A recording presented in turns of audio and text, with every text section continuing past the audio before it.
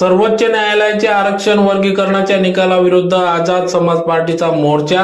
याबाबत वृत्त असे की सर्वोच्च न्यायालयाच्या एससी एसटीच्या आरक्षणाच्या वर्गीकरणाचे निकाल घटनाबाह्य असून जनतेला अवमान असल्यामुळे जनतेने पुकारलेल्या आज 21 ऑगस्ट 2024 रोजीच्या भारत बंदला आझाद समाज पार्टीचा जाहीर पाठिंबा देण्यात आला। यावेळी आंदोलन करत जिल्हाधिकारी कार्यालयावर मोर्चा देखील काढण्यात आला व निवेदन देण्यात आले।